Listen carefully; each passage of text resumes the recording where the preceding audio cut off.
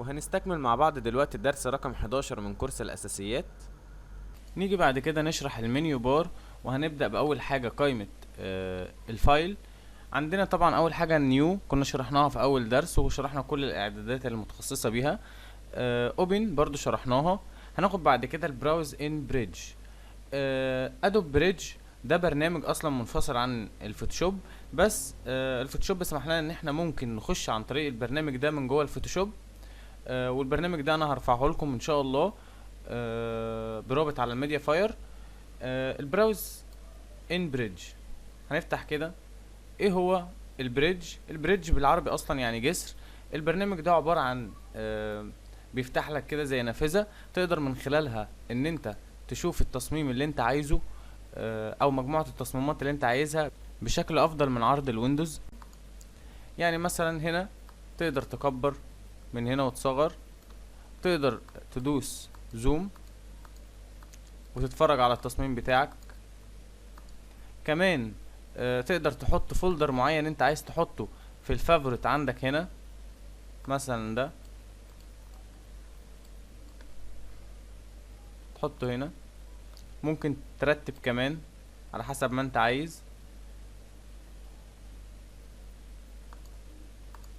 هنا عندنا دي متعلقة بالعرض، ممكن تختار طريقة عرض تانية زي كده.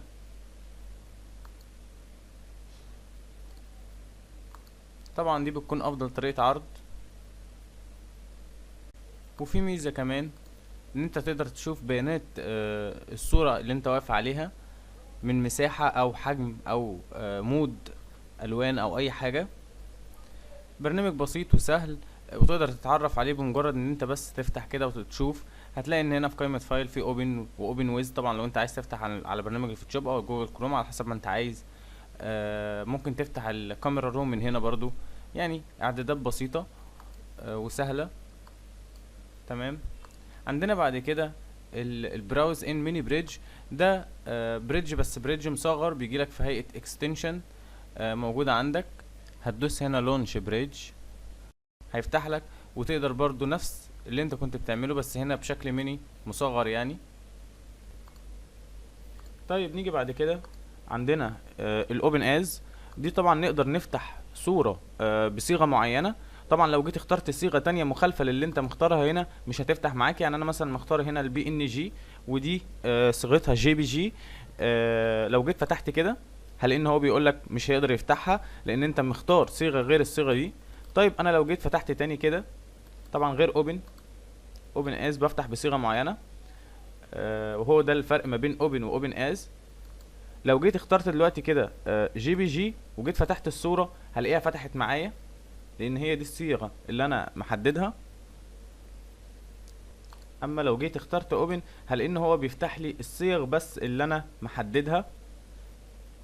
تمام. يعني انا محدد جي بي جي بس ففتح لي الجي بي جي بس. اما هنا في الاوبن از بيفتح لي كل الصيغ بس ما بيفتحليش غير الصيغة اللي انا محددها. تمام. نيجي بعد كده عندنا open as smart object. ايه هو السمارت اوبجكت؟ هنتعرف عليه بشكل تفصيلي دلوقتي وهنعرف ازاي نستخدمه وايه فايدته. طيب انا لو جيت دلوقتي فتحت صورة بسمارت اوبجكت هلاقي ان في هنا علامة ظهرت. العلامة دي معناها سمارت اوبجكت. فايدته ايه السمارت اوبجكت؟ هنتعرف عليه دلوقتي. هنقفل الصورة.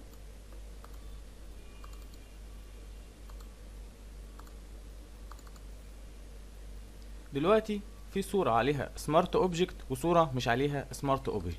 دي الصورة اللي على الشمال دي ما عليهاش سمارت اوبجكت، ودي عليها سمارت اوبجكت. طب ايه الفرق؟ انا دلوقتي اول ميزة في السمارت اوبجكت ان هو بيحفظ لي جودة الصورة مهما كبرت او صغرت الصورة بترجع لوضعها الطبيعي. يعني مثلا هنشوف بمثال دلوقتي.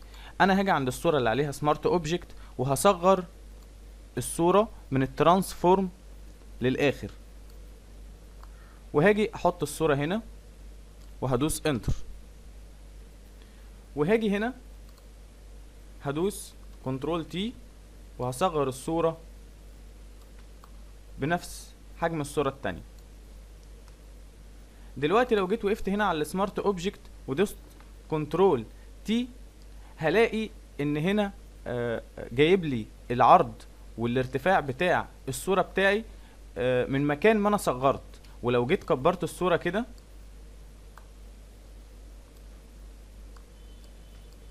ودوست انتر، هلاقي ان الصورة رجعت لحجمها الطبيعي. اما لو جيت وقفت هنا ودوست كنترول تي، هلاقي ان فوق هنا العرض والارتفاع 100%. ده معناه ان هو شايف الصورة كده كاملة. ودي هي مشكلة البيكسلز، لما ساعات بنلاقي صور مبكسلة كده. هنيجي نكبر وندوس انتر، هتلاحظ طبعا الفرق ما بين الصورة اللي عليها سمارت اوبجكت والصورة اللي ما عليهاش سمارت اوبجكت. دي ما حصلش فيها اي تغير في البكسلات بتاعتها، اما دي فقدت اغلب البكسلات بتاعتها لدرجة ان هي عليها غمامة. طيب دي اول ميزة، ان السمارت اوبجكت بيحفظ لي جودة الصورة مهما كبرت او صغرت. هنيجي نرجع كنترول الت زد ونشرح تاني ميزة اللي هي سمارت فلتر. ايه السمارت فلتر ده؟ لو انا واقف على اللاير اللي عليه سمارت اوبجكت ورحت عند قائمة فلتر واخترت بلور، جازيان بلور، وضغطت اوكي، هلاقي ان نزل تحت في سمارت فلترز. ايه دي؟ لو انا ضغطت مثلا هنا دبل كليك، هلاقيه فتح لي البلندنج اوبشنز بتاعت جازيان بلور، واقدر كمان اختار المود زي ما انت شايف، واقدر اقلل الاوبستي بتاع الفلتر اللي انا عملته،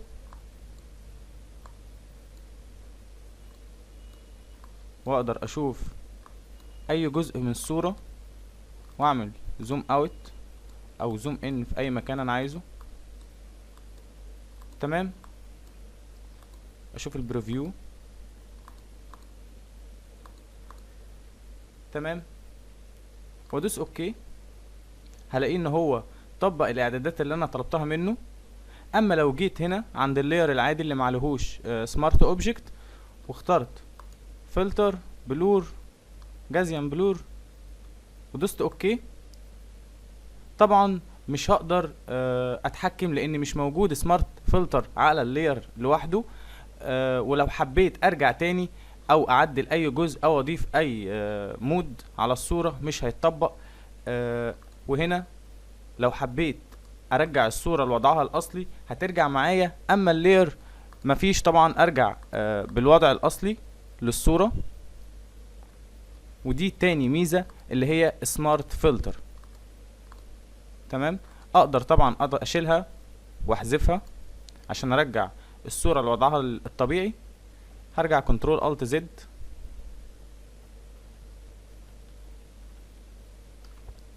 تمام. ونيجي لتالت ميزة للسمارت اوبجكت. اول حاجة هكبر بس مساحة العمل بتاعتي،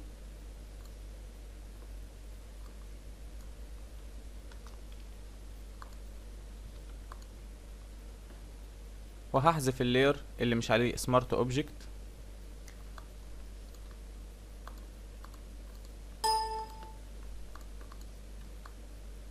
هاجي ارفع هنا، وعشان اعمل دبليكيت لللاير هدوس الت وانا واقف على اداة الموف، هدوس الت وهسحب كده بكليك شمال، هلاقي عمل لي دبليكيت لللاير، وهكذا تحت.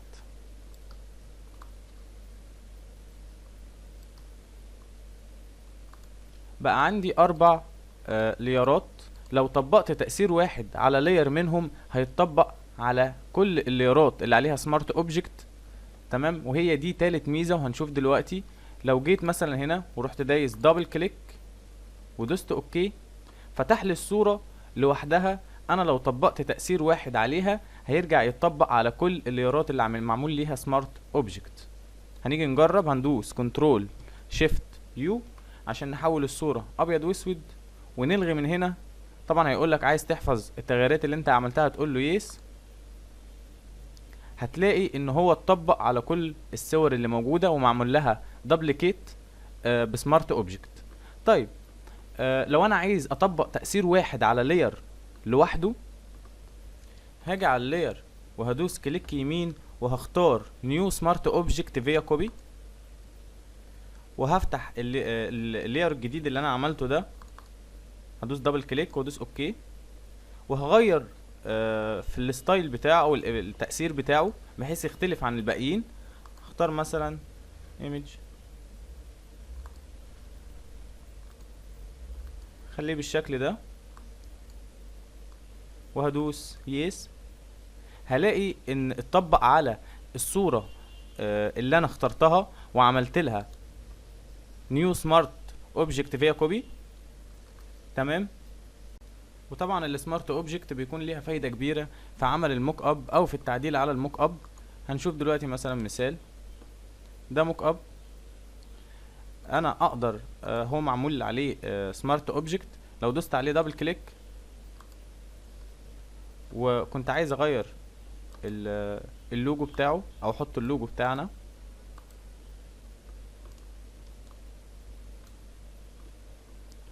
هلغي كده الشعار وهعمل لاير جديد.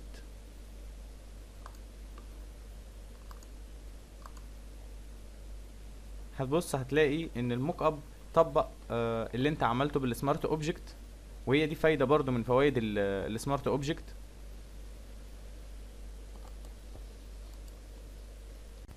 طبعا لو عندي لاير معمول عليه سمارت اوبجكت وعايز الغي من عليه السمارت اوبجكت وارجعه لاير عادي، بضغط كليك يمين وبدوس ريسترايز لاير، هلاقي ان هو رجع معايا بقى لاير عادي.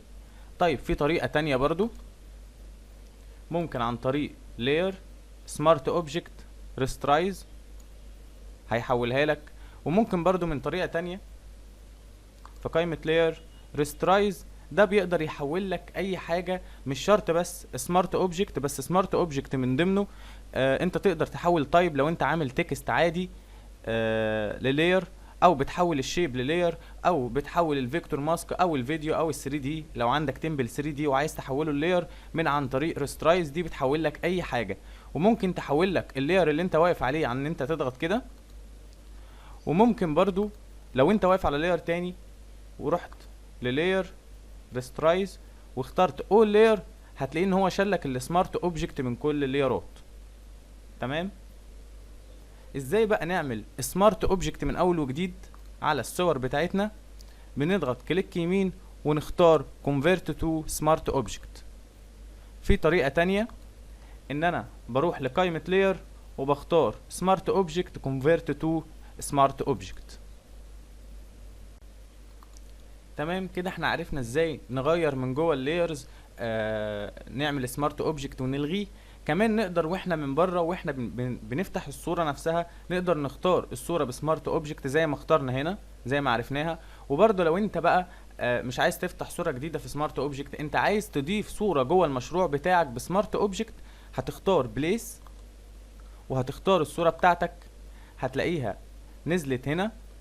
لو ضغطت طبعا على اداة الموف او ضغطت على قيمة ترانسفورم او ضغطت انتر، هتلاقي ان الصورة بقى عليها سمارت اوبجكت موجودة عندك اهي. تمام. نمسحها.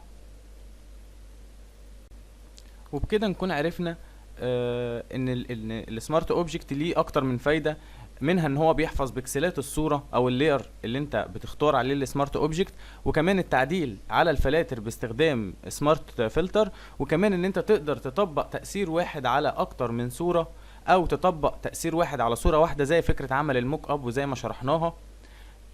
طيب احنا هنكمل شرح حاجة بحيث لما نيجي نوصل للسمارت اوبجكت ما نشرحهاش تاني.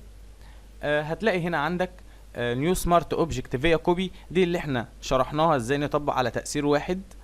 عندنا بعد كده الايديت كونتنتس، تقدر من خلالها بدل ما كنت بتدوس دبل كليك على اللاير اللي معمول سمارت اوبجكت تدوس عليه هنا، هتلاقي ان هو فتحها لك، هي نفس الفكرة. تمام.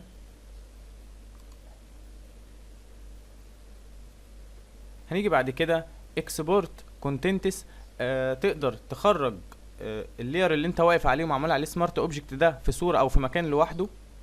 تمام. بصيغة بي اس بي، طبعا هنشرح الصيغ دلوقتي. تقدر تسيفه، لو جيت تفتحه هتلاقيه ظهر معاك في لاير لوحده. تمام. حاجة كمان ريبليس كونتنتس، دي تقدر تستبدل اللاير اللي انت مختاره وتحوله بلاير تاني موجود بسمارت اوبجكت برضو. يعني مثلا هحول اللاير ده، هتلاقي ان اللاير نزل عندك ومعمول عليه سمارت اوبجكت، ده الريبليس بيستبدل. نرجع، وبكده يبقى فاضل لنا في السمارت اوبجكت الستاك مود. والستاك مود عشان نعرفه ونفهمه لازم نعدي بحاجه في الفايل في الاوتوميت اسمها الفوتو ميرج. عشان نفهمها لازم نوصل هنا، وهنكمل دلوقتي شرح الفايل. وصلنا لحد الاوبن ريسنت، ودي اخر 20 حاجه انت فتحتهم، سواء صوره او بي اس دي او اي حاجه. وتقدر طبعا تعمل كلير، تمسحهم من هنا. لو دوست كده هتلاقي الاوبن ريسنت اختفت. دول اخر 20 صوره طبعا تقدر تستخدمهم. عندنا بعد كده هنشرح الكلوز والكلوز اول. ندوس كنترول او ونفتح صورتين تاني.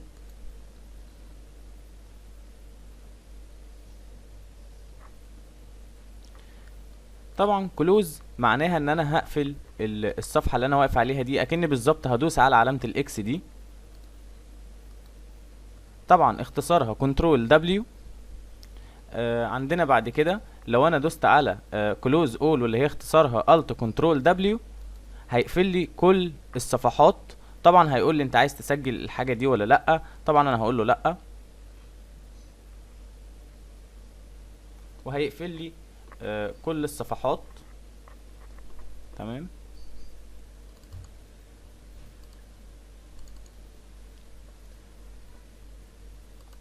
عندنا بعد كده كلوز اند جو تو بريدج. دي طبعا هيقفل لك الصوره اللي انت واقف عليها وهيحولك على برنامج البريدج على طول. عندنا بعد كده السيف از. والسيف از دي هي ان انت بتحفظ الملف بتاعك بصيغه معينه، سواء جي بي جي او بي اس دي، وهنتعرف على الصيغ دلوقتي بشكل مفصل. هنبدأ أول حاجة نتكلم عن البي اس دي. البي اس دي هي أهم صيغة في الفوتوشوب، وهي الصيغة المعتمدة للفوتوشوب. بمعنى إن أي حاجة أنت بتشتغل عليها على الفوتوشوب أو أي مشروع بيتكون من لايرات وبيتكون من مجموعة حاجات أنت شغال عليها. تقدر لما تيجي تفتح البي اس دي تاني تلاقي كل حاجة أنت كنت اشتغلت عليها موجودة زي ما هي، وتقدر تعدل على شغلك من تاني. بي اس دي، بي اس معناها فوتوشوب، دي معناها دوكيومنت، يعني فوتوشوب دوكيومنت ملف الفوتوشوب. تمام. عندنا بعد كده البي ام بي. الصيغه دي طبعا هي بتبقى زي الصوره عندك على الويندوز، بس الصوره دي بتشتغل على برنامج اسمه البايت ماب، طبعا بيبقى موجود على الويندوز عادي. الصيغه دي بتوفر مساحه، بس فيها مشكله واحده بس، انها بتفتح ببطء وبتتحفظ ببطء، وده عشان هي بتوفر مساحه من حجم الصوره. عندنا بعد كده الجي اي اف اللي هي جرافيك انترتشينج فورمات. والصيغه دي بتتعامل مع 256 لون بس، ومساحتها بتبقى دايما مش كبيره. عشان كده بنستخدمها في الصور المتحركه، وبتبقى سهل الاستخدام، ومساحتها صغيره بتترفع على الانترنت. عندنا بعد كده الاي بي اس اللي هي انكابسولوتد بوست سكريبت. والصيغه دي مش مرتبطه ببرنامج معين، بس بتقرا في برامج الرسوم، وخصوصا البرامج اللي بتبقى فيها illustration، زي برنامج الالستريتور او برنامج كوارك اكسبريس. عندنا بعد كده الجي بي جي. الجي بي جي اختصار لجوينت فوتوغرافيك اكسبرتس جروب. والصيغه دي طبعا اللي هي الاكثر استخدام، معروف ان الصور كلها بتبقى اغلبها جي بي جي. والصيغه دي بيميزها انها ما بتحتفظش بالبيانات بتاعتها، عشان كده جودتها بتبقى كبيره ومساحتها صغيره. عندنا بعد كده البي دي اف اللي هو البريتابل دوكيومنت فورمات. طبعا الصيغه دي غنيه عن التعريف. عندنا بعد كده البيكسر. وصيغه البيكسر بتسجل بيانات الصوره في نوعين من المود بس، اللي هو الار جي بي والجراي سكيل. والصيغه دي عملتها شركه بيكسر، وبتستخدم في الرسوم المتحركه، واحيانا بتستخدم في التصوير الطبي. عندنا بعد كده البي ان جي اللي هي البورتابل نتورك جرافيكس. والصيغه دي بتستخدم لفتح الصور على الانترنت، علشان بتفتحها بجوده عاليه، وبتتكون من 256 لون، وبتقدر تحتفظ بيها مفرغه. يعني ايه بتقدر تحتفظ مثلا بالشغل بتاعك او العمل بتاعك مفرغ، ويقدر تقدر ترفعه على الانترنت مفرغ؟ ازاي الكلام ده؟ لو عملنا كده نيو لير،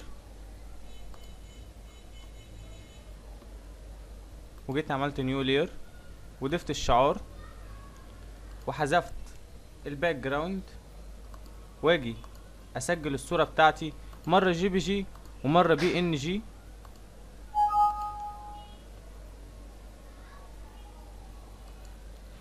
كده انا سجلتها جي بي جي. هاجي مرة اسجله بي ان جي.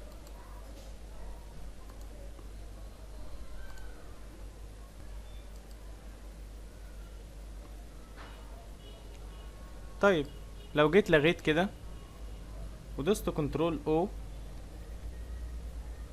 لو جيت افتح الجي بي جي هلاقي ان الشعار وراء الخلفية البيضاء مع اني كنت مسجله مفرغ.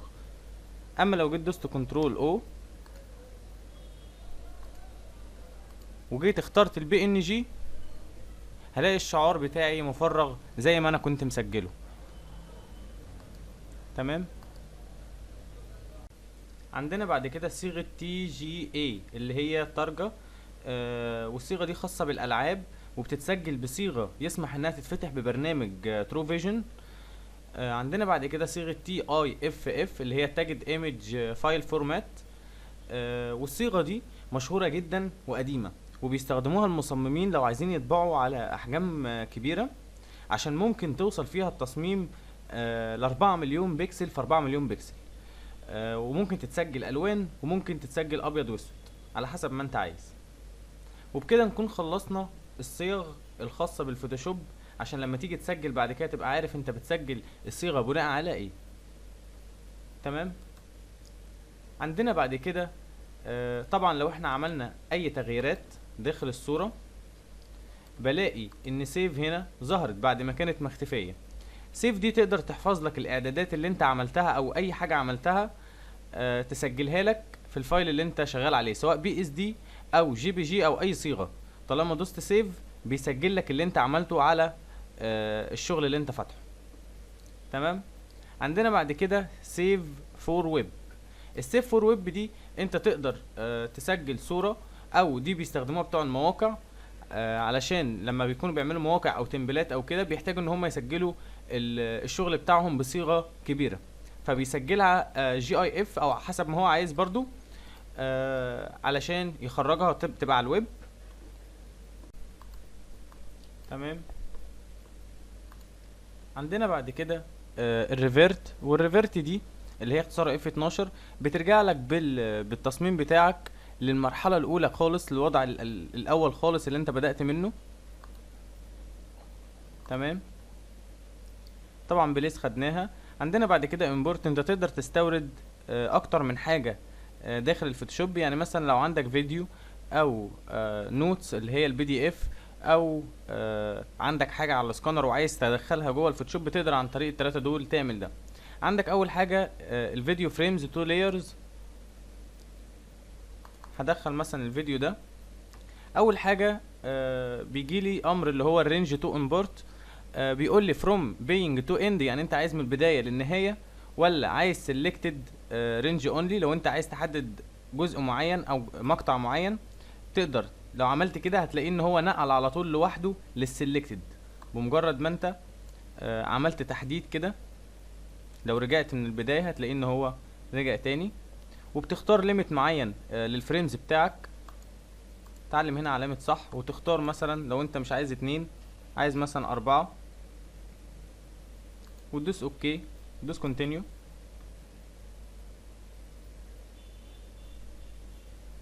هتلاقي الفيديو بتاعك نزل في مجموعة من الليرات زي ما انت شايف كده. تمام.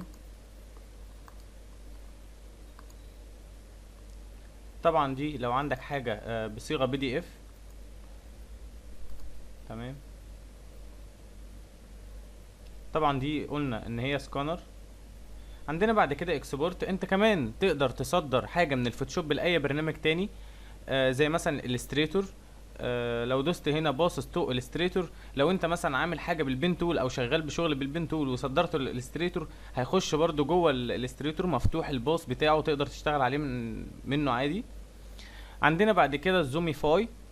الزوميفاي دي هنتعرف عليها دلوقتي. طبعا الريندر فيديو مقفوله علشان احنا مش عاملين انيميشن او شغالين على فيديو. هندوس زوميفاي. الزوميفاي دي زي مجرد عرض كده بزوم، انت بتعمل زي فيديو كده بزوم. هنشوف دلوقتي. هنسجل مثلا على الديسكتوب. هنخليه PSD فايل. طبعا على حسب ما انت عايز طريقة العرض، عايز بلاك ولا جراي ولا وايت، هنخليه بلاك. تمام، وندوس اوكي. هنلاقي على الديسكتوب.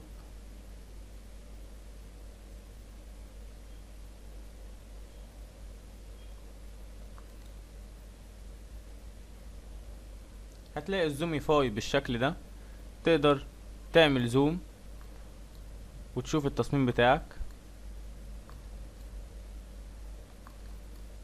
طبعا جودته بتبقى عالية جدا، ويقدر يجيب لك ابعد من كده كمان زي ما انت شايف. تمام، وبكده نكون انتهينا من الدرس رقم 11 من كورس الأساسيات. كان معكم محمد صابر ارتست، والسلام عليكم ورحمة الله وبركاته.